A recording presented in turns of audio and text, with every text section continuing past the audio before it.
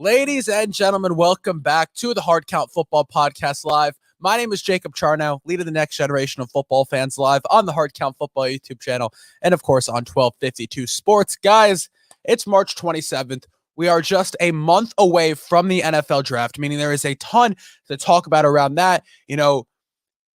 Just a couple weeks ago, I did my first mock draft. Don't worry, there's not another mock draft coming today. That's coming in just a few weeks. But the top 10 looked completely different than what it does now, right?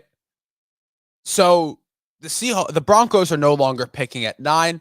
Now the Seahawks come in. They jump in at 9, which changes the conversation for not only the 8 before, but look at 10, 11, 12 with the Jets, the Commanders, and the Vikings.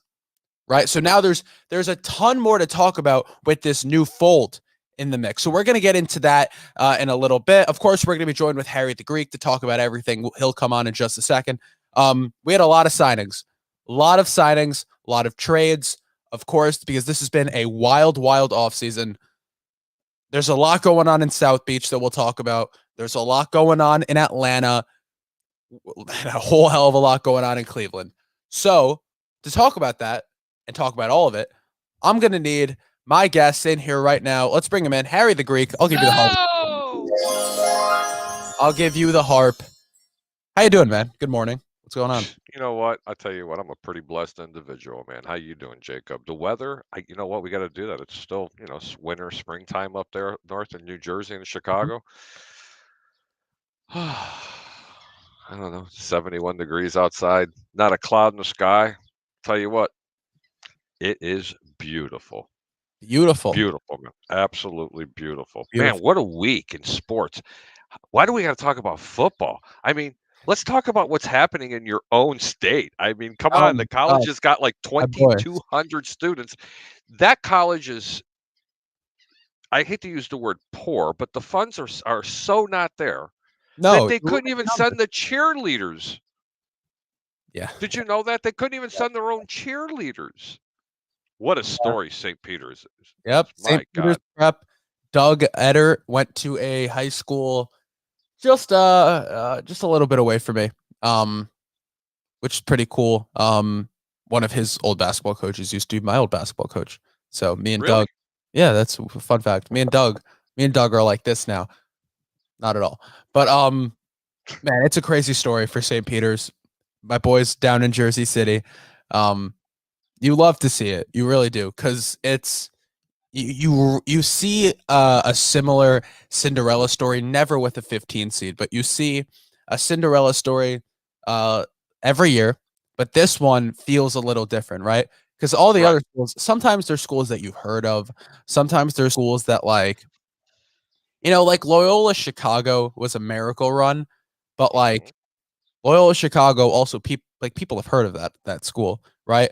I promise you, nobody had heard of St. Peter's Prep unless you went there or you lived near there before the tournament started, right? And they take down the number 2 seed. They take down the number 3 seed in Purdue. And now they're looking to take down today the hottest team in the tournament in UNC. So can they do it? We'll see if the magic continues for the Peacocks. Look, I know everybody in Chicago, like David Schuster and Fred Hubner and Fat Mike and everybody else out there is rooting for St. Peter's, as I am. No chance. There's just no chance. I just don't see them beating Kentucky. There was no chance they'd beat Purdue. Oh, Kentucky! Let me tell you something. I shout out to Scotty Tolles. We call him Mr. Kentucky. He's a guy that works for me over at Tires Plus here in St. Pete, and huge college basketball fan. He says, I wouldn't be surprised if these dingbats lose to this St. Peter's College. Never even heard of them. Sure as crap, they lost. True story. He said that Kentucky is not as good as people thought they were. They were very overrated. Yeah, I just I don't know. I obviously we're polling for the Peacocks here, but I do think they could beat UNC. I really do think they could beat UNC. Fun fact: you can't bet on even if you live in New Jersey, you can't bet on St. Peter's. I think it's the only state where you can't bet on in-state college teams. So Don't even make me go there. I already know the reason for it, but go ahead. just watch and enjoy if you're from Jersey. Just pull for the Peacocks. Just pull for the Peacocks. Harry, but there is football to talk about. There's a lot of football to talk about. Where do you want to start here? Let's start with the big one from this week. All right. And I know I'm just going to get it off my chest.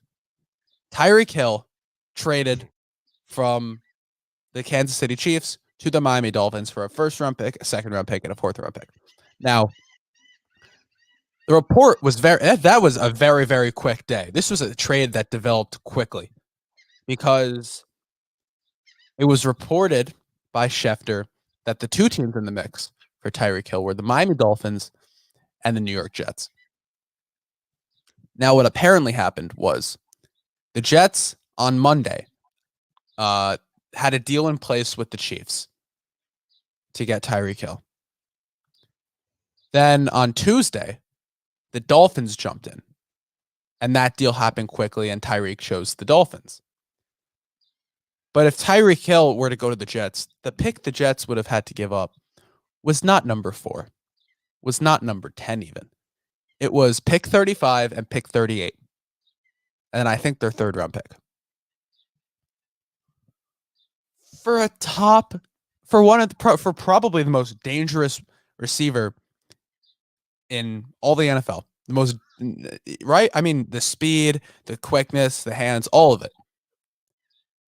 And it hurts as a Jets fan, not because we didn't get Tyreek Hill, not even because he didn't choose us, because in reality, it made no sense for him to choose New York, right? His family's from Miami, the no state income tax is huge. And then the Jets listen, it's hard to get players to come to your team when you haven't won more than 7 games in, a decade, right? The part that hurt the most was Tyreek Hill going to a division rival, was now having to deal with him twice a year on the Dolphins. Because now for the Jets, who have had a great offseason so far, and you cannot bash Joe Douglas for this deal, because he tried. Ultimately, Tyreek Hill just chose to go to Miami, right? Joe Douglas put a trade in place where you could have gotten Tyreek Hill and kept picks 4 and 10, and then again, Miami makes Tyreek Hill the highest paid receiver in the NFL just a week after Devontae Adams was paid to be the highest paid receiver in the NFL. And now, as the Jets, who have signed so many free agents, have really looked to transform this offense via free agency and now most likely via the draft. Now they have to deal with Stephon Diggs and Josh Allen twice a year, and then defensively Von Miller, all those guys in Buffalo. You have to deal with the Patriots, who, listen, you look at their roster, it looks incredibly mediocre right now. It does. But the Patriots, they're obviously a well-coached team. And for some reason, the Jets refuse to beat the Patriots ever. And then now you have to deal with the Dolphins. And you spark that rivalry up kind of a little bit with, now Tyreek Hill and Jalen Waddle. And, they sign Teron Armstead, that left tackle, to a massive deal. So they're revamping this offensive line. And then you have to deal with a really solid defense in Miami twice a year. So that's 6 games now. And the Jets, listen, they need to get their stuff together is the point I'm trying to make here. Because you want to compete in your division, you got to make a big splash. You have to make a splash if it's this free agency and you trade for, the names I'm hearing, DK Metcalf. AJ Brown is the name I'm hearing, which I doubt they trade for him, which I doubt they move him. But now if you can't get him and you now have to make an impact in the draft, you have to hit on these draft picks. You have to. Because in my opinion, I think the Jets have a wide receiver 1 with Elijah Moore. But having One wide receiver one will not a wide receiver one talent. Only one of them will not be enough to help you win this division and transform this offense and develop Zach Wilson into that quarterback that the Jets drafted him to be. You need two pieces. Look at Joe Burrow. Look at the dynamic offenses around the league with these young quarterbacks, right? You look in Cincinnati, Jamar Chase, T. Higgins are arguably both wide receiver ones. I think that's without a doubt, right? You move over to Los Angeles. You move over to the Chargers, right? The Chargers have Keenan Allen, and you want to talk about just weapons in general. Keenan Allen, Austin Eckler. You have Mike Williams. So you have two dynamic receivers. These young quarterbacks that are successful, they have not solid. Solid is not enough anymore, especially in the AFC when all these players are coming to the AFC and it's getting more and more competitive by the day. You can't just have solid players. You need to have great players on your offense surrounding your young quarterback. You have to. It is a necessity. You know, if not only the Jets, the Jaguars, if you want Trevor Lawrence to develop into that quarterback you want him to be. You need great pieces, or you can't just have good. You need great now in the NFL, right, Harry? Easy. No, this is something that This is really bothering you, Sonny. You've aged like 30 years. I can see the gray hair starting to come on the side of your head. What does the NFL stand for? The NFL stands for no, really super bad word logic. Okay? Now, understand what I'm going to say here. Number one, I'm going to lead off by saying the Jets are not going to finish in the basement in their division this year. Let me tell you why. Because history goes to show you that teams get too enamored with multiple marquee players that they purchase. Do you understand? Very few teams can pay huge contracts the way they do, and then they succeed. And I can give you a plethora of multiple teams that have done what the Dolphins have done what the Buffalo Bills have done. Not so much the Bills, but what the Raiders and all these teams that are just signing all these huge contracts, and all of a sudden they end up being duds. Whether or not it's because of injury, there's too many egos, they don't have enough time in the locker room, et cetera, et cetera, et cetera. Let me tell you something, young gun. The New England Patriots, the first part of the year didn't play too well, and all of a sudden they started to ascend. They plateaued and started to decline. The reason why they declined, because Mac Jones is not as good as everybody thinks they do. And you can send me all the hate mail you want. He's not. Anybody, Jacob, you can line up under center and I can run in the X position and I can run 5-yard patterns and catch the ball and pray to God to break a tackle. Okay? Just not going to happen. They have a decent running game and they have a decent defense. Let's go back to your Jets. I've seen ups and downs all year. I've seen a lot of motivations. I've seen where they didn't want to quit. Teams that win build through the draft. If it's not this year, it's going to be next year. But I promise you one thing, Jacob. The New York Jets are not finishing in the basement this year. Now, let's get back to Miami with Tyreek Hill. Count your blessings. You didn't need him in New York. The New York Jets definitely did not need Tyreek Hill. Would it have helped? Yeah, but not for the cost of what they wanted for him. Any team that has to give up 5 draft picks, not 1, not 3, not 4, 5 draft picks, 5. We're not talking about Jerry Rice. We're talking about a one-trick pony who can catch the ball in short spaces and really gain a lot of yardage. Granted, both Tyreek Hill and their other wide receiver, Waddle. Waddle, they're going to be the 2 fastest receiver tandem ever in the National Football League. Ever. Okay? And yes, it's going to be kind of scary. But there's a lot of ways you protect against that. Okay? There's many defenses that can protect against that. So do I expect huge things from Miami? I'm not as optimistic as other people that are out there. Okay. And you'll remember, you can timestamp me saying this. Okay. The New York Jets are not finishing in the basement this year. The New England Patriots are going to finish in the basement this year. Your division winners are going to come from the 3. It's going to be Buffalo, Miami, then the Jets.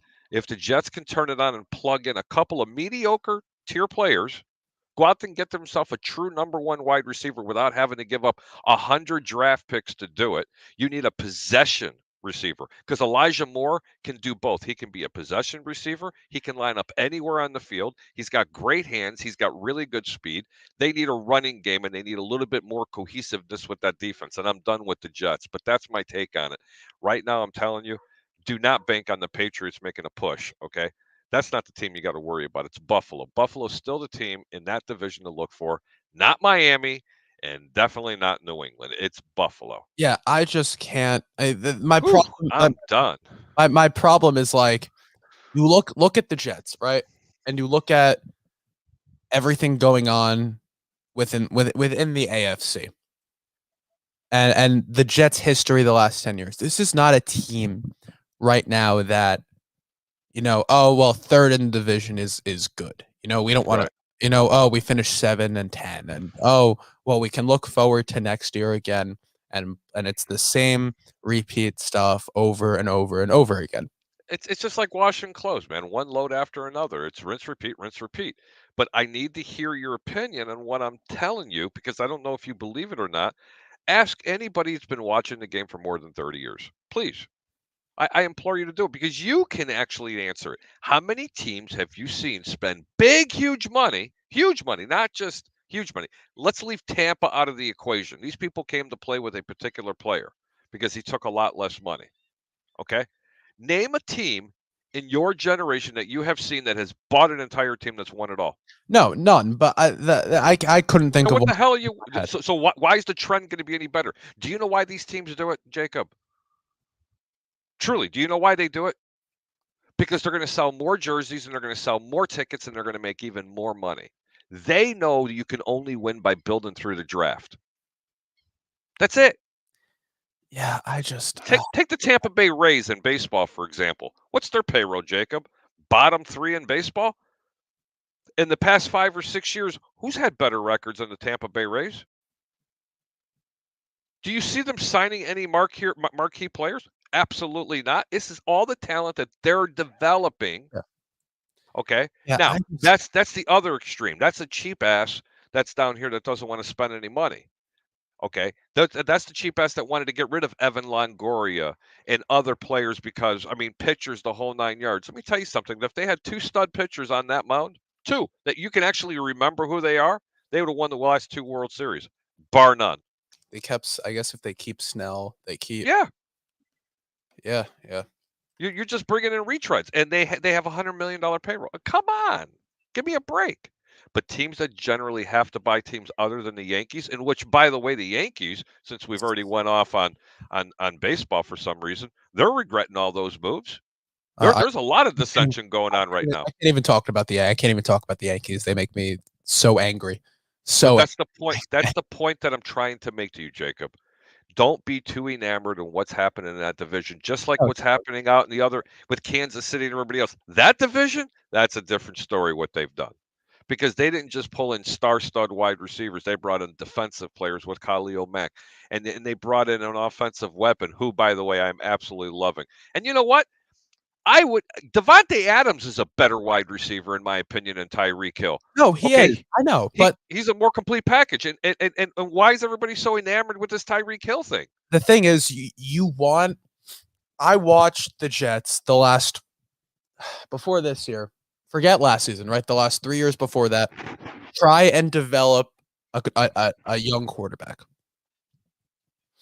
And the mistakes that they made with Sam Darnold, right? I'm worried that they are going to make again.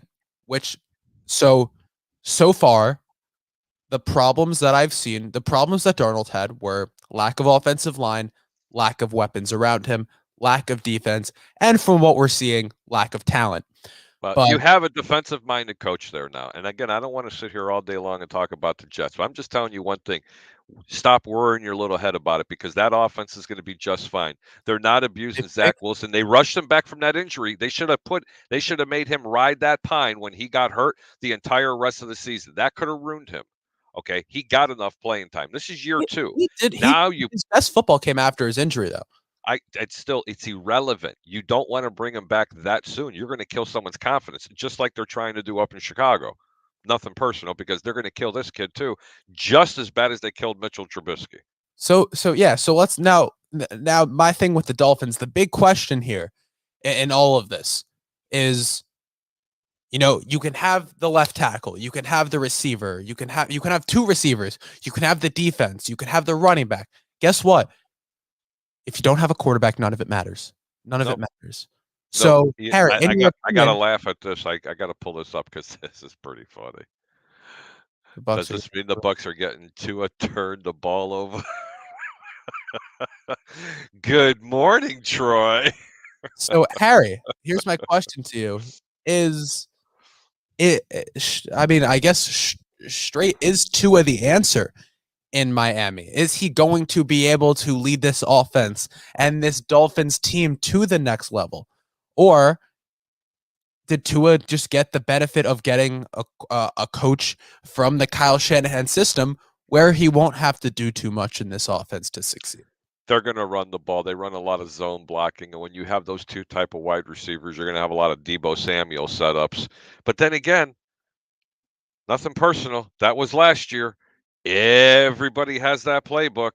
If you don't add some wrinkles to it, you're gonna catch on. I.e., what happened with the it was the run and shoot back with Jerry Glanville, way before your time. And then what recently happened in your lifetime in Philadelphia when they were running that super high powered offense where it was a hurry up offense the entire game. I mean, everything gets caught up to, just like the Wildcat. Trust me when I tell you, it's there's going to be wrinkles that they're going to find, and they're going to go ahead and be able to stop this. But yes, he is going to benefit. I am a Tua believer. Okay. Uh, I've always rooted for the underdogs. It's really easy to root for the Dan Marinos and the Joe Montanas and the Steve Youngs and the Tom Brady's of this world. But it's really hard to get behind the Tua tag or turn the ball over for his name is, or the mediocre mid-tier quarterbacks. I mean, let me tell you something. Some of the best Super Bowl wins and the most convincing wins came from quarterbacks that you have a hard time remembering. Yeah, you're right. You're right. I don't know. In my opinion, I don't know if Tua is the answer there. I can't see it happening. Who is? Who is? Who's out there right now? A great question. That's a great Well, question.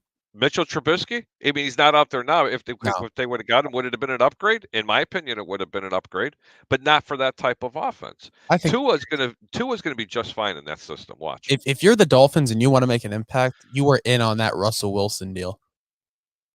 You were. That, my friend, in that offensive system, that would have been really scary. It really would have. Yeah. But then again, there's too many personalities, too many big heads there, man. I'm telling you, I'll be very surprised if it works. Yeah. On paper, it's going to be great. This is when, I hate to talk in the third person. This is when the Greek starts to look at over and unders, total wins for the season.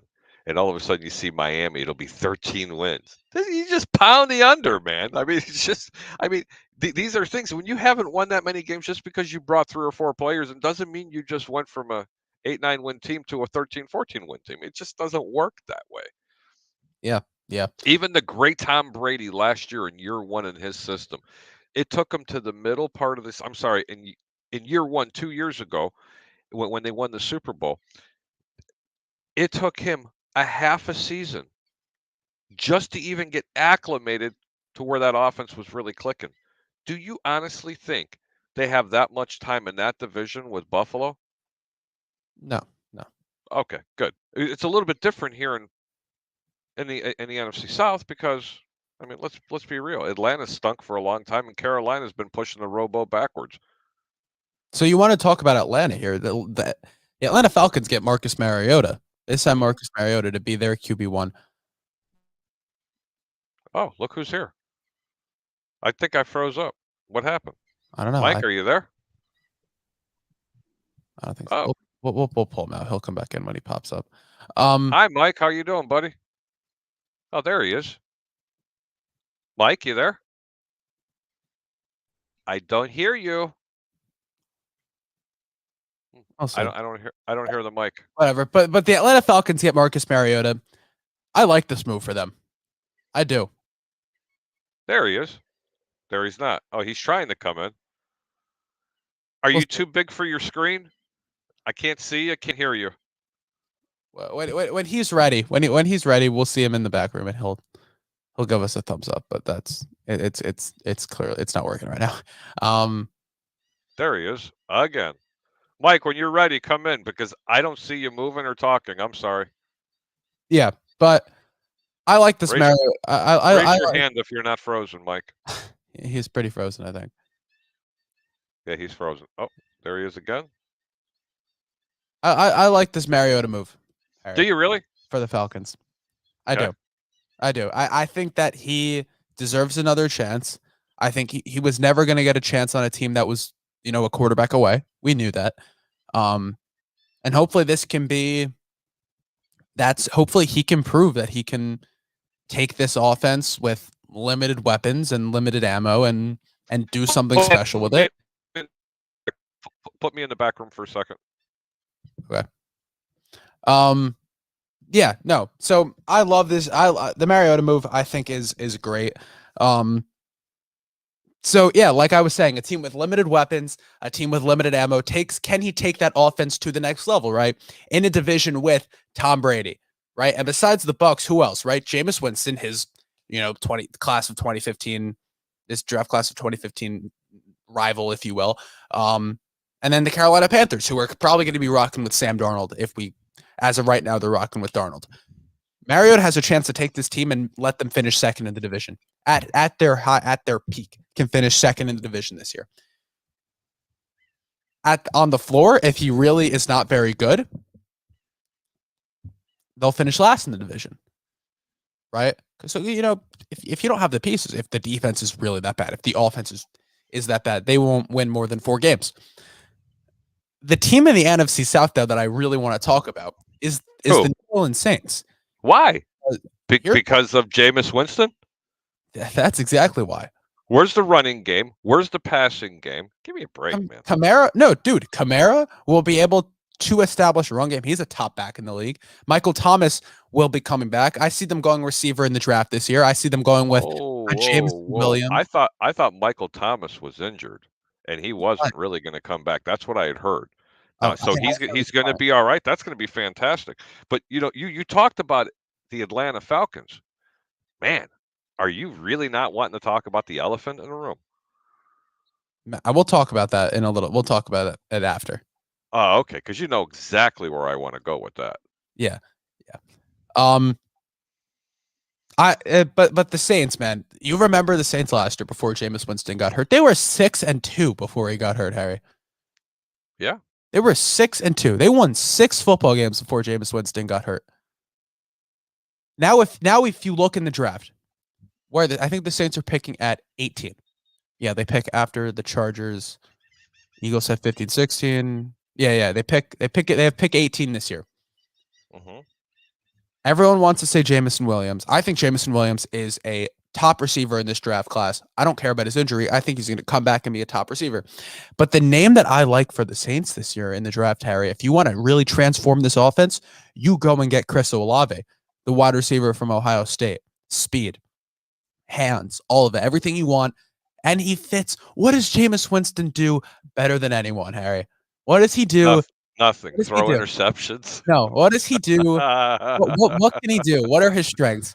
That man can throw the deep ball. That man can throw the ball far. Let me tell you something. Jameis Winston he has the propensity of, well, that's not even the correct word to use. Jameis Winston can throw a deep ball. You're absolutely correct. He has really good touch when he has time to throw the ball. He will. What he doesn't have feeling for is backside presence. And that came right from the horse's mouth from the head coach that I know personally, that he said he has no backside presence whatsoever, but they need to solidify that left tackle position.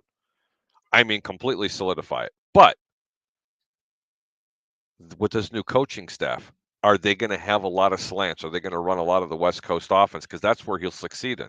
You put him in a Tampa style offense, and that's when he's not going to be as successful.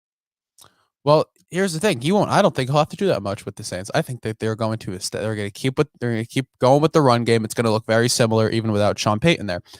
I think, right, if you get Chris Olave, now you have Michael Thomas doing what he does best, which is run slants and get open and catch the football, which he's right.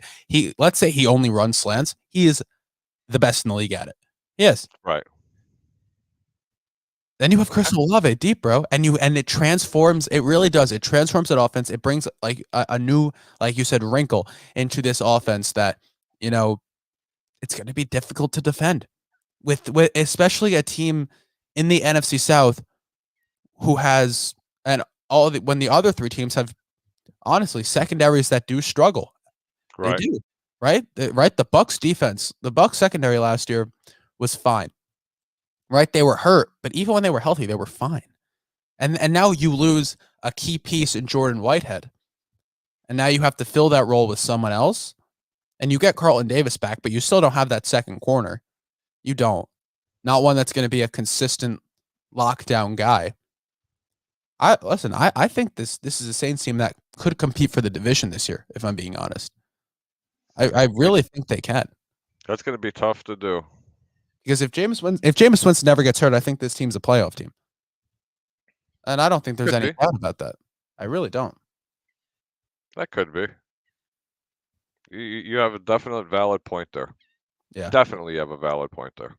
Well, the elephant in the room you want to talk about with Atlanta was not a was if I'm thinking it was a quarterback, but it wasn't a quarterback that's playing for the Falcons anymore. That would be Matt Ryan, who was traded to the Colts earlier this week. Do and make calls. That's not this show. Not this show, buddy. Not this show. Hashtag free Kamara. Reminds me to tell you what happened on Friday night show. I will do that. Okay. But yeah, Matt Ryan was traded to the Colts. And it's not the Matt Ryan. So we could talk about the Matt Ryan side of this, and the Falcons side of it, which was the Falcons eat the most dead cap in NFL history by trading Matt Ryan. The Falcons now lose their quarterback of the last 10 years. They lose and whatever. And then Matt Ryan gets a fresh start on a team that is ready to win with the Colts. The problem is that the Colts refuse to get a quarterback that can do anything to transform this offense. You and I are going to disagree so much in here, because if you honestly think, and I got to stop you in your tracks, I love you like my own son. If you honestly think that Carson Wentz is an equal or an upgrade to a Matt Ryan, zero. Not an equal or an upgrade. I'm not saying that. What I'm saying, Matt Ryan's going to feast in this offense because of that running game. And the defenses are going to have to respect that running game and those wide receiver duels that they have out there. You think you had good receivers in Atlanta? Wait till you see what they're going to do with mediocre, not even as good of receivers when they had Julio Jones and Calvin Ridley, the gambler, by the way. Trust me, they're not even as good as those two were a couple of years ago. But they haven't had a running game like they're going to see in Indianapolis. Trust me, Matt Ryan is that team right now. If you can get long enough odds, bet them to make the Super Bowl, because that's my dark horse right now to go to the Super Bowl because of Matt Ryan. Dark horse. The Colts are my dark horse every year, Harry. I always think, the quarterback that comes in, it's a guy who needs a fresh start. He needs a new whatever. It's happened last year with Carson Wentz. The reality is, even if Pull Matt me into the back room again, I'm sorry. Okay. Even if Matt Ryan's okay, the Colts will never make the Super Bowl unless they have a quarterback that can take this offense to another level. And the reality is, I watched Matt Ryan last year. I watched Matt Ryan the year before. I don't think he can do that for this team. I don't. I think he's good. I do think Matt Ryan's good. I think he's going to be better than Carson Wentz was in this offense. Hell, I think the Colts might even make the playoffs. I think the Colts might even win their division this year. Where I have an issue is that the Colts seem to be settling for mediocrity at the quarterback position, which is something that I can't get behind. I can't get behind it. I've talked about it 1,000 times, how you can't settle on quarterback in this league. The Browns realized it, and they went out and they got Deshaun Watson. Right? You can't settle on mediocrity. You can't do it. If your guy can't win you a Super Bowl, can't win you playoff games, you get rid of him. That's how it works. There's 32 starting quarterback positions. Yep. There's more than 32 good quarterbacks in this league. But as soon as you can't just have good. You need to have great. And the Colts have the roster around Matt Ryan. See the Ducks? Yeah.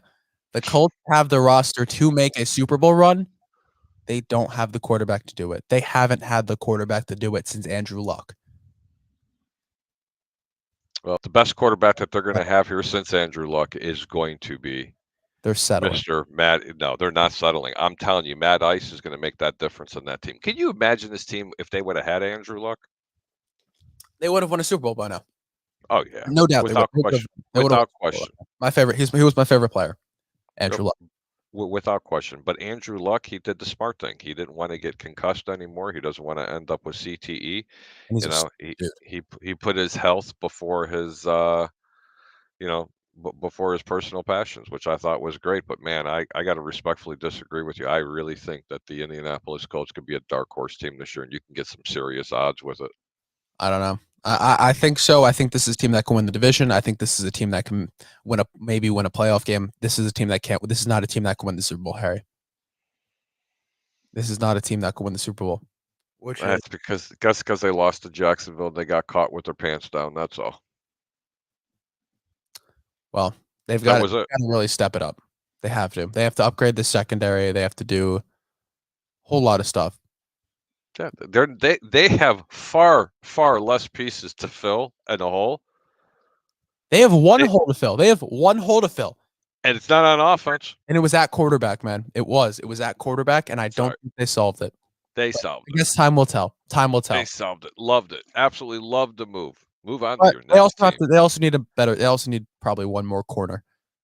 Probably need They need to upgrade that secondary a little bit. Can we talk about the Chicago Bears a little bit? Sure, why not? When are they going to sign any players? What are they waiting for? Stuff that's 40-year-old. They almost had one. Yeah, really. Oh yeah, almost. Okay, you failed your physical. Give me a break, man. Look, I honestly think that they're going to end up. When people start getting cut, I think that's what they're going to surround Justin Fields with. Mediocre players. They're going to try to solidify that offense a little bit, and they are going to draft the absolute dog crap out of the defense. You know who they got? Who was that guy? Who they get? Byron Pringle from the Chiefs? Yeah, the guy's good. He's good. He's not going to transform this offense at all. No, but he's going to help. You got Darnell Mooney and Pringle. Oh, because Pringle's a huge upgrade over Allen Robinson. And he's really going to complement Darnell Mooney well. And I love Darnell Mooney, but you don't just throw him into the fireplace this season. Don't let him crash and burn. He's not a WR1. I think they'll draft a receiver. I do. You really do? I think David Bell, Christian Watson are all names to look out for the Bears. In the second round. In the second round. Okay. I'm going to tell you this. What they did to that defense, they will hang Matt Eberflus and everybody else in that organization if they don't go after someone defensively and the best defensive player on the board, the first pick that they get. The problem is, who are you going to get in the second round? That's going to make an immediate impact. I have no idea. That's your job, not mine. I'm the one who watches them after. You're the one that sits there and studies every stat. The problem is you don't have a pick in the first round. No. That's the issue. That's the big issue, right? Because you're picking at pick 7 this year. If you have your pick, if you don't get rid of Trubisky and whatever, I won't get into all of this, but you have your first round pick this year. You can get a guy on the board. Look who would be on the board at pick 7 versus pick 52. Like, come on, right? Like, so let's say the draft goes like Hutchinson and all those. I think they got two second round draft picks this year. Do they? They might. I don't know. Yeah, because of the Khalil Mack trade. Oh, right. You're right. They probably do now. No, I think they have them next year. Oh no, the second round pick is this year, third round pick is next year. Either way, that's a late pick because you have the Chargers pick. So let's say Hutchinson goes first, and then whatever. The combination of Thibodeau, Evan Neal, Ikem Ekwonu, Sauce, and all of them go. You're now left, and you can get a guy at 7, like the top receiver in the draft, the top corner in the draft, a top there's so many ways you can go. A top edge rusher, bro, Jermaine Johnson. You can go that way with it. But now you trade up for your quarterback, and now you can't help your quarterback via the draft. No, they're going to help the quarterback. I just think that they're going to grab some players. I don't think they're done, going through free agency and stuff like that. And players are going to be getting cut. Trust me, there's going to be some surprise cuts, especially on the offensive line that they're going to grab. I Yeah. believe you're right. There's so many wide receivers right now in this draft that I don't think they have to take one in the second round, personally, I unless think one of those first rounders drop there to them, then you have to take them. But honestly, I think there's going to be one later round in your later round draft picks. I mean, let's just put it this way: there's more mid round wide receiver draft picks that make it, that become superstars in the NFL, than there are top 10 picks. Hello, Devin White. the reality is the guys, and I've heard that a lot, and yes, you're right. You're right. Those second round guys are guys those mid round guys are guys you find that are good, and they turn into stars. But now you start looking at first round. A lot of these first round receivers are working out in the last couple of years because you have more. You take a more analytical approach to the wide receiver position than the eye test, which is better, right? Correct. But now in the second, and the guys who don't, if a receiver doesn't work in the second round, the bulk of guys that then do work out, those not first round guys that turn into stars, are second round picks, Harry. They don't really go past. I'm sure there's obviously a few big names, but the last time it was a fourth, fifth, sixth, seventh round guy that turned into a stud, like, you have to go back a lot of years. I mean, the main one I can think of, the main last one, big name, is Antonio Brown, but that's a swing in the dark at that point. Now you know about everything. Now you know about the analytics of the receiver position. You know the analytics behind most things, which is why you see more of those early round picks and those guys turn into stars. That's the reality, right? Scouting is getting better. The transition from college to the NFL is not as big of a jump as it used to be. So that's why look, Jamar Chase, Jalen Waddle, all of them are studs because, they were studs in college. That's the reality. Right? They're studs at top schools. They were studs in the SEC, which is, Harry, we know, you know as well as I do that's the conference you really want to get your players from if you're looking at it, right? Yeah. The approach to the NFL draft this year, draft every Georgia defensive player you can. Between Jordan Davis, Nakobe Dean, Lewis Cine, all these guys, I think they're all going to be stars. That looked like the most pro-ready defense in college football last year, Harry. There's a reason they did what they did. There is, but whatever. I don't like the way. I think if the Bears are gonna do what they can to help Justin Fields, they need to do it at receiver in the second round with one of those second round picks at least. Like who? Give me some ideas. I'm kind of curious. Sure. Well, for receiver, Christian Watson, David Bell, John Mechie, Sky Moore. Those are just four names that I really, really like. Why do you like Sky Moore, if you don't mind me asking? Sky Moore. What is it about him that you like? Sky Moore is a name I've heard the least amount about up to this point. And I've done the loose research on him. So, but from what I've heard, Harry, he's a high motor guy. He's sneaky athletic. One of those deals. No. He's good. Okay. He's good, but he's the least. He's my least favorite option of the four. If you want a guy you're gonna love, David Bell out of Purdue. Kid's a stud, and I don't know why I see him falling in all these mock drafts. He shouldn't. He might, but he really shouldn't. You want a guy who can complement Darnell Mooney well, because Darnell Mooney reminds me of I don't think he's as good as Elijah Moore is going to be. I don't know if that's whatever. I think Darnell Mooney's great, but I think from what I've seen of Darnell Mooney, I love watching him play when he's outside. I love watching him move around. I don't like when he's just in the slot. I think you can really move him around you want a slot guy who can get open, get separation, do all that. David Bell is your guy. Right. He is. But I don't think Christian Watson will make it to you. But if he does, just do me a favor. Start rooting for him. Do me a favor. Just go watch his film. Go watch his. The kid's a monster out of North Dakota State, man. He's so good. He is so good. And the final thing I want to talk about with you, Harry, before we wrap this thing up, is the Seattle Seahawks, because we talked about them. They move into the top 10 now. With this Russell Wilson trade, they get the Broncos pick at 9. Do the Seahawks roll out with Drew Lock as QB1 this year? Or do they go with a guy like Baker? Or do they try and snag up a guy if he's there, which I don't know if he will be based on what I saw from him the other day, with Malik Willis, who, Harry, I don't know if you remember, but even when Kenny Pickett was being talked about as the QB1 in the draft, I said, this kid Malik Willis out of Liberty, he is the guy. He is the guy this year. And then his rise up into the top 10.